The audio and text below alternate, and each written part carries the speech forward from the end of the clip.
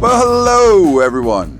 How are you doing this wonderful evening? I am doing great. I just walked in the door from doing the post-game show at the radio station, and man, I assume many of you will be like our callers and myself and Mike Frazuta and everybody that was there, that hard to come away with many negatives to this outing in Jacksonville for your Pittsburgh Steelers. What a great way to get real football started.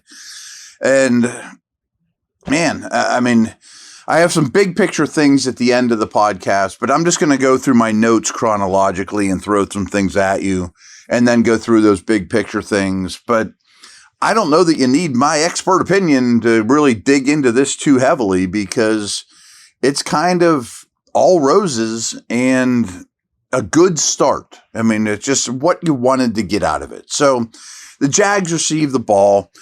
As I thought, actually, Bruner made the tackle on the opening kickoff, which was a nice play. Looks like he has a very strong special teams background or future. Leal and Sawyer were the starting edges, and that's kind of what I expected. But what I didn't expect is the two of them to go deep into the game. I think they're trying to get a real good look at Leal, and that's a big, powerful unit on the edges. Quickly into the game, Thornhill had a huge hit to dislodge the completion. I thought he had a really good night overall as well. Didn't play a ton. I think he played, probably played 15 snaps, something like that when it was all said and done. But I thought he had a real strong outing.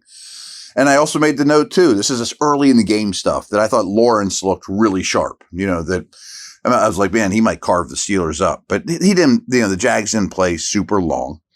But then Steelers come in, Rudolph comes in, and Steelers get the ball. First throw, rips an inbreaker to Roman Wilson in the middle of this field. Boom, big game. That was great. Great separation from Wilson. Sharp route, really good throw.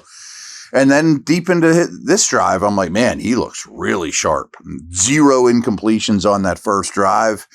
And then probably the play of the night for the Steelers is the Washington touchdown right down the seam. Pretty play. Go be huge. What a beast he is. And I've been telling you, we've been seeing a lot of this type of stuff in camp from Washington. It's not just the flare out little dump passes. It's some field straight stretching stuff, as well as a lot of red zone shots to Washington. So as the game's going on, we're getting into the first half. Eccles shows up to me again. He is a PBU there that was nearly an interception. His second play, I thought he had a nice showing today. And I made this note all throughout the game, but started early and it ended up, going deep into the game as well. Really good tackling night by the Steelers. And remember, you didn't have all your stars out there, of course. And then finally, the second team O-line comes out, and I found this really noteworthy, that from left to right, the second team O-line have played a lot tonight. Cook at left tackle, Nestor, Sharping at center, Williams at right guard, who played a ton, and Jones at right tackle. I think it's pretty obvious that McCollum was not going to dress for this one because of injury. So they had to throw Sharping in as kind of a break glass of emergency center stuff. And he had some snapping issues all in all, but, that's really your third center and a number 2 guard. And Calvin Anderson too is not quite 100%. I mean, I think he's going to make this team as a tackle, but Cook, I think, is somebody they're pretty happy with at left tackle, and Jones has been a pretty pleasant experience at right tackle, too. We've talked a lot about him, guard turned tackle, but really good 2-minute drive to finish the half, run by Skylar Thompson, who clearly played really, really well, ended with a Hurlman touchdown. I thought Hurlman was big on this drive. I'm a Hurlman fan. He is growing on me quite a bit. He also had a punt coverage tackle tonight. Pretty good athlete, throws his body around. And then, really, the play of the day, unless you're only looking through a Steelers lens, is the 70-yard field goal to end the half. Like, that was bonkers. But something fun to talk about. So I do it into first half numbers and end of game numbers. I'm not going to push that much, but there were a couple things. First half, it was a 14-9 game at that point. Rudolph ended up 9 out of 10 for 84 yards and a touchdown. And at the half, Thompson was 8 out of 9 for 83 yards and a touchdown. So one completion each, 84 and 83 yards respectively, touchdown. At this point, Caleb Johnson only was 7 for 20. We'll get to that more. But the Steelers only had 13 minutes and 18 seconds of time possession, but they had 11 first downs and 180 total yards just in the first half. And we're 4 of 6 on third downs. Got to like it. 6.4 yards per play. Strong. And this was something I jotted down at the end of the first half, but it really held true for the entire game. And Tomlin mentioned it a couple times. No obvious mental errors. Very good tackling. Very clean overall from like a procedural standpoint. They got the starter types out early. I mean, the guys that did play but were the best ones out there, they didn't stay out there super long, got them out early. Fine, great. And then the Steelers get the ball in the second half. It's that same offensive line. I thought that was noteworthy.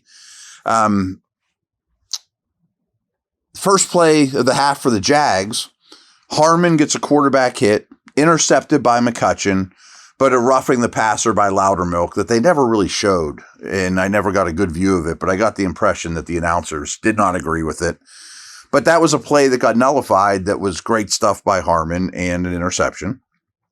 And then not too far into the second half, the Steelers put Warren at right tackle and they put Pete at left tackle. And that's something I was really paying attention to is when's Pete going to enter this game? Thompson hit Sermon on a touchdown, untouched screen call. That worked really, really well.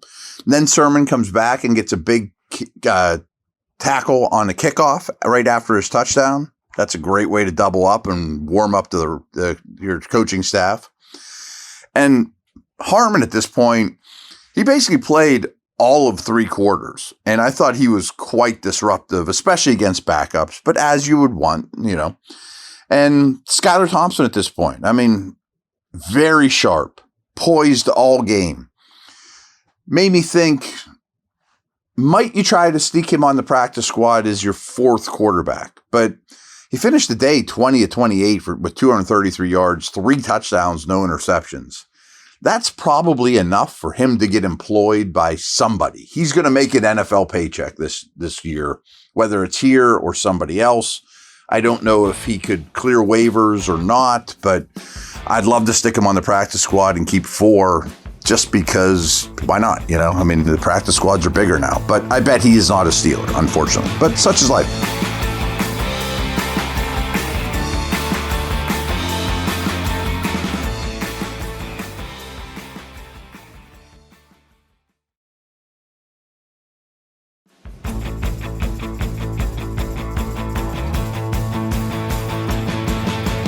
They did allow a strip sack at the end of the third quarter, but that ended a really good drive. But Evan Hull had a great effort to get on that ball, ended up with a field goal. At that point, it made it 24-15.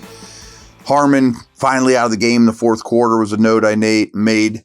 And then other than Sawyer and Leal, almost that entire fourth quarter, the defense was basically all non-football players. Kind of I just mentioned how Skylar Thompson's going to get a check. Well, I don't think most of those guys are going to make much money in their football lives this year. So a lot of non-football dudes on the field in the fourth quarter, other than Sawyer and Leal. And then Cook came back in for Pete at left tackle pretty quickly after. And Pursuit and I were talking about it, and it's like, dude, he only played 57 snaps last year for the Raiders. And this is really the first time he's put on pads was just those practices, those 2 practices right when he was signed. And even then you could tell he was struggling a little bit. So I just don't think he's in football shape yet at all. So they're going to kind of dip him very slowly into the mix. That doesn't mean, hey, he's fat and lazy or anything. It's just he hasn't played football in a while. Another Skylar Thompson touchdown. Keyshawn Williams had a nice game here. I thought he played big on that play for the touchdown. Skylar was under heavy pressure in the pocket and delivered a ball to Williams. He also had a nice return in this game that was brought back from penalty. So good day by him overall. And then these are just a handful of general thoughts I have to kind of wrap things up for the day. And again, almost everything's positive. Mentioned earlier, Bruner made a nice special teams play, but him and Castro both showed up with special teams tackles. Great. Here are my two negatives. And I think you guys know well enough that they're actually, coincidentally or not, two of the things I've really been harping on that needs to get better and should get better. They didn't get a lot from the running game. 25 carries for 66 yards. And I didn't think the second team O-line did a particularly good job of opening holes. But all in all, the running game was pretty lackluster. And you know I've been on this kick about getting the yards per carry up. Well, that didn't happen in this one. Now, they only allowed 66 rushing yards, which is what they produced. So that part was good, but that's not where we're going with this. The other thing that bugged me was no sacks by the Steelers and only 2 quarterback hits. So those have been my two big things. You got to get your sack numbers up. You got to get your yards per carry up. And that's really the only negatives I can come up with this game. But those are still what I've been talking about. On third downs, Steelers ended up being 8 out of 13, where the Jags were just 3 out of 10. Can't say it enough. Just very few mistakes overall from the team top to bottom. And I thought the depth really shined on this team. I mean, considering the Jags played a higher level of people on their depth chart than the Steelers, that the Steelers' depth, which I think is a real strength right now, was really, really good and showed through. Rudolph orchestrated 2 scoring drives. Thompson orchestrated 3. I also thought it was a really good Arthur Smith game. And we often talk about like rookies taking a step up in their second year and by no means is Smith a rookie, but still your second year as a coordinator play caller with a team, I do think there's a different level of comfort. He used play action really well. I thought his play sequencing was really strong. I didn't see them going into a lot of bad plays. I think Rudolph checked out of some stuff as well. So I thought it was a really good Arthur Smith game, especially considering what he had to work with. Max Starks mentioned right after the game that 18 players, Steeler players, sat in this game that weren't injured. 18. Like basically your 18 most valuable players didn't even participate in this game. And that doesn't even include like Highsmith and McCollum who are fighting injuries.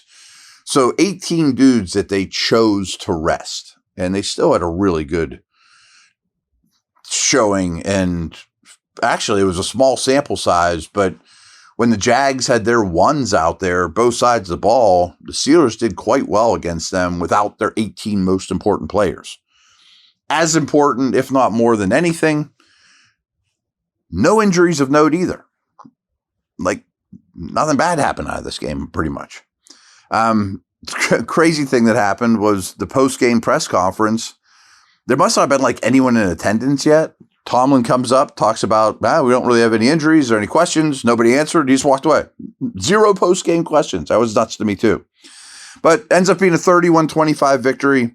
And frankly, just a really good start to real NFL football against true opponents. And I know it's only preseason.